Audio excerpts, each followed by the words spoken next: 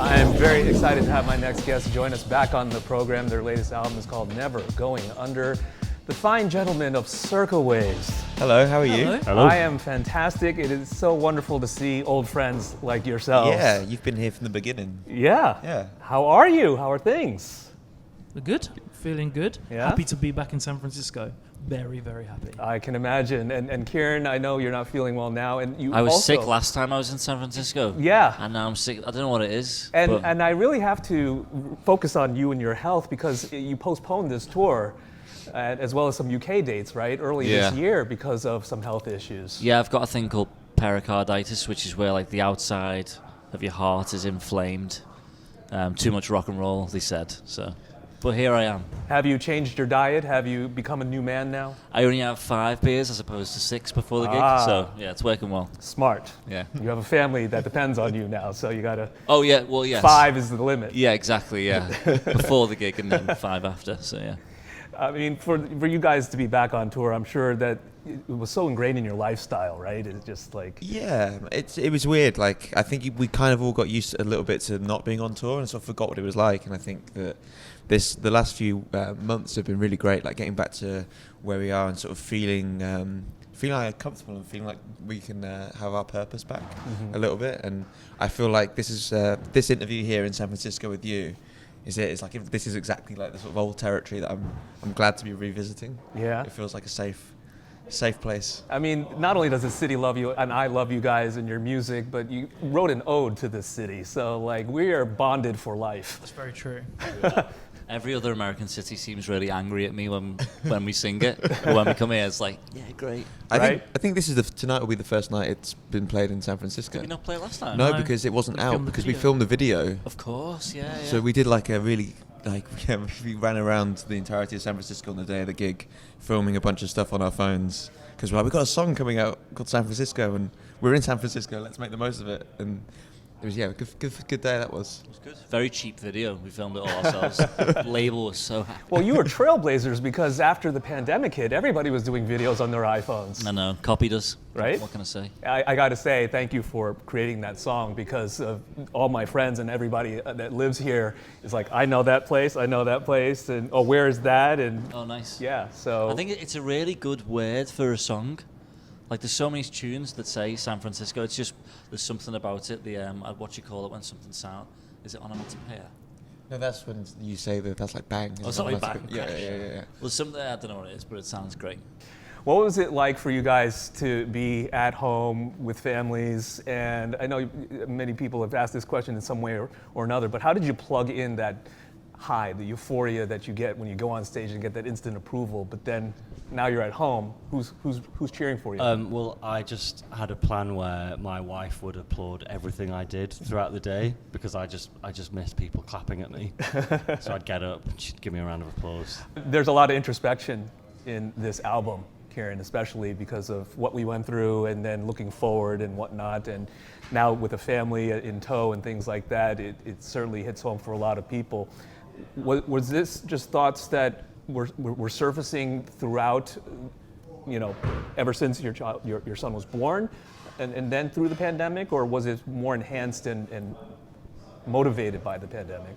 I think like any time you like feel like this, like a new strong emotion, like having a kid or losing somebody or fear of some like climate change or whatever, it's really good for writing songs. Like it brings out like melodies naturally occur in like times of stress. It's a weird thing. So having a kid was like a thing that really brought out some good like melodies in me, I guess. So that was handy. There's so many great songs on there. Electric City is one of my favorites, and obviously the title track and so forth. And a lot of people have spoken about how it is very introspective in terms of, well, we don't know what the future holds for us. Did you go through a lot of philosophical ups and downs, having an existential crisis in ways that you started to research the works of Kierkegaard and? I think it's one of those things where like everyone sort of in the world went through this like joint experience together, and I think that if you come out of that and you make music that kind of ignores it, it kind of would be an inauthentic thing. And I think that whilst you don't want to set out to make a record about the pandemic, I think it's inevitable if you write through that period of time. And I think that we wanted to make a record that sort of focused on the positive side of it and have a sense of optimism, because I think that at the end of the day, that whilst there's, we've all grown up and things, I think the future weighs on you more heavily. I think at the end of the day, we wanted to put something out that sort of felt like, we could get through it together, and I think the title track, expresses that perfectly. So I think it wasn't deliberate, but I think that, when you're stuck indoors, it's inevitably going to seep into the music. Were there any lyrics that were really hard to keep? Because I'm sure that a lot of this obviously motivated by your personal thoughts and feelings, where they were too vulnerable in a way. Yeah, I think like Living in the Grey and Carry You Home have got lyrics that I probably wouldn't have said a couple of albums ago. But I think like with encouragement from the band being like, oh no, this is a good, like, you should keep that. It's nice, it's kind of like, I'm glad it's more cathartic when you write sort of lyrics that are a bit more real, I guess. And the response from people like have been emailing me about Living in the Grey, like saying, oh, I've been through this and stuff. And it's really nice. You kind of feel like you've helped people a little bit, which was never my intention starting a band. It's really not what you're into at all. What, helping people? Do you know what? I could see you like going like, come on, I'm gonna say it. But now I love helping people via music. You guys are a band now for 10 years, officially. Yep. This is the 10th year. May is our 10-year anniversary. Yeah.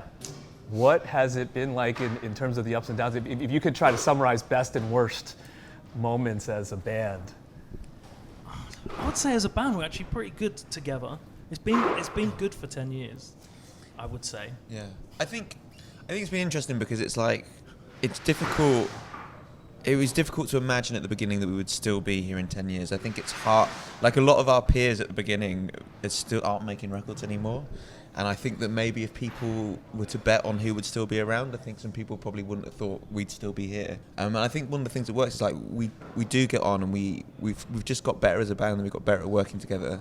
And I think that I think the pandemic was useful for us as a band in the sense that it gave us a point to sort of separate a little bit and sort of take a breath, because we've been touring non-stop for 7 years, and I think that you sort of get used to it and you sort of maybe get caught up in the sort of the endless cycle of albums and touring, and being able to take a break and then having it taken away from you and then being able to come back and kind of pick up exactly where we left off it means that we're in a really good spot at the moment. I think that we feel like really fortunate to be here, but we feel like we're the best we've ever been. I think the records are getting better, the shows are getting better and bigger. So I think, if I'm talking about the high point, I feel like we're in a really good space at the moment. I think that even though it's been 10 years, we're not a legacy band. We're still putting out good music, and yeah, I'm excited to see where we're going to go. Well, that's the thing, is like you want to be able to do this forever. So you don't want to be one of those bands that just is a flash in the pan and then just disappears. You guys have been pretty steady as she goes the entire time. I don't want to do this forever, man. Oh, please. I'm tired. maybe 10 more years. If we do another 10, I'll be happy. Well, when you think back to Young Chasers, are you still those young kids, those young chasers? We're not young then. I still think over the 10 years, I think everyone's changed, but I'm still dead annoying. You're not, don't be silly. No, don't say that. Really appreciate the time, and congrats on the album. Can't wait for the show. Yeah, Thank you, man. Thank you. It's Circa Waves right here on B-Sides.